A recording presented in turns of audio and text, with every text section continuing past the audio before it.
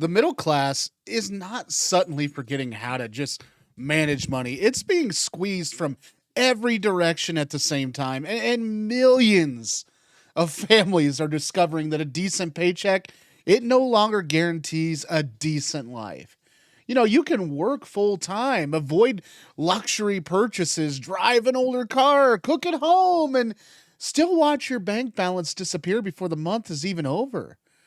People are earning money, but the money is leaving faster than they can replace it. And the middle class once meant stability, a home, reliable transportation, emergency savings, and a realistic retirement. But today, many households that look comfortable from the outside are surviving through credit cards, delayed repairs, and payment plans and constant financial calculations. They often earn too much for assistance, but too little to absorb rising cost.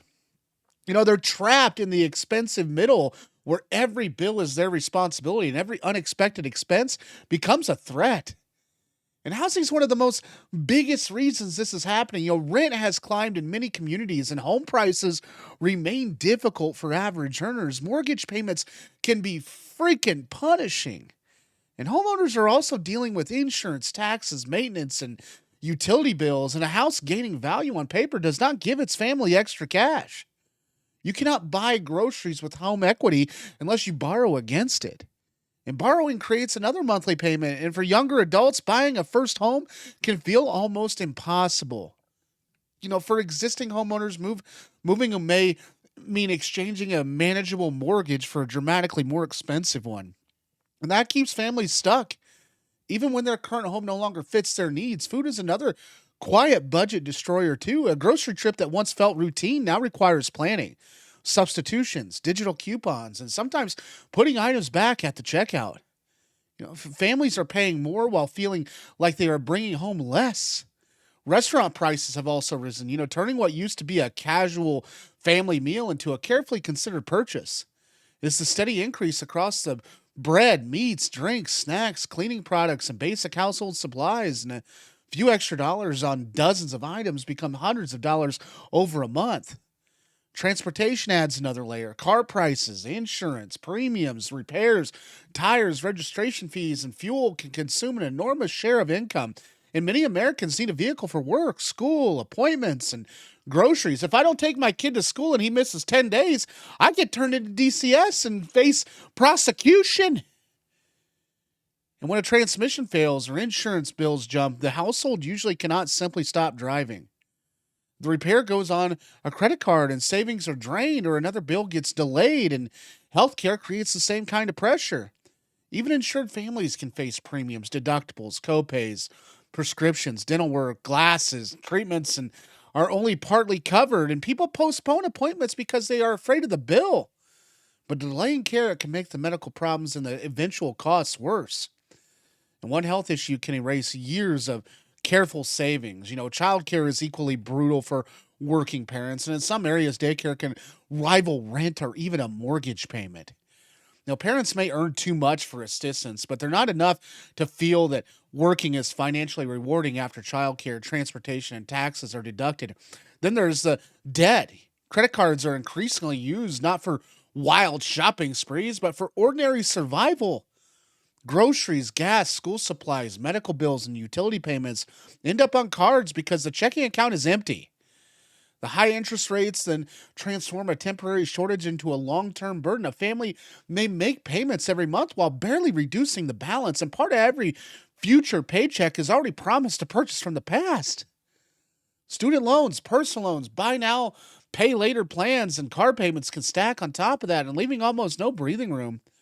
Many middle class families still appear financially healthy. They have jobs, cars, phones, and homes, so outsiders assume they're doing great.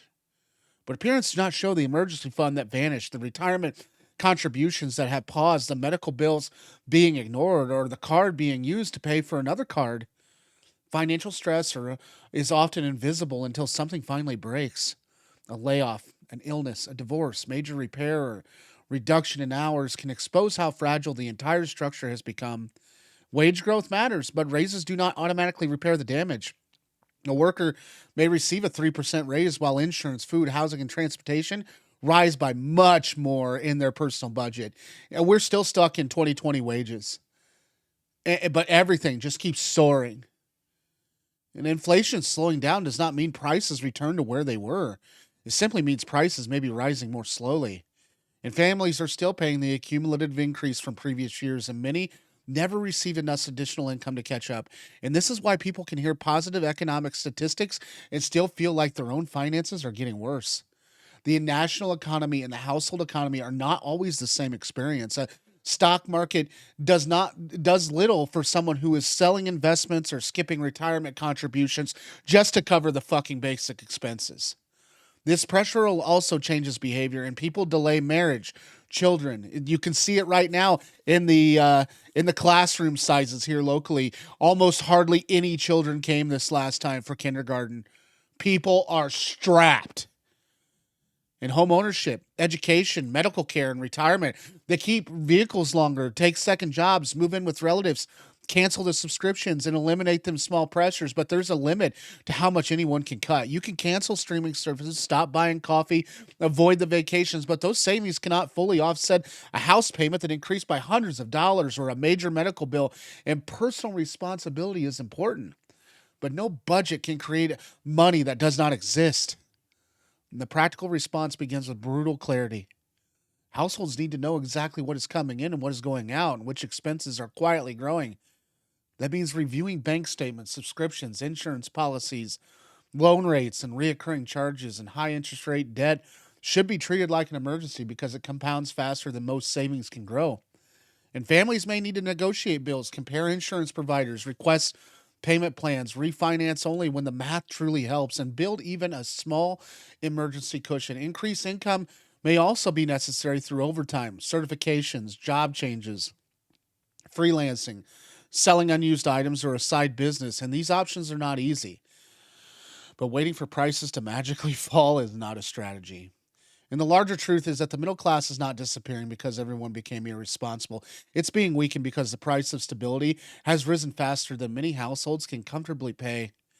And people are working, producing, budgeting, and sacrificing. Yet the finish line, it keeps moving further away. And when ordinary families cannot save, handle emergencies, buy homes, raise children, or plan for retirement, this is not a personal financial problem. It affects communities, businesses, the workforce, and the future of the entire economy. And the middle class may not be completely out of money yet, but its financial shock absorbers are wearing dangerously thin. And once the savings are gone, the cards are full, and the next bills arrive, there's nowhere left for the pressure to go. But meanwhile, our politicians just sit back and, you know, oh, everything's so good. What the hell? Thanks for watching. If you enjoyed today's video, please subscribe. We'll see you guys tomorrow.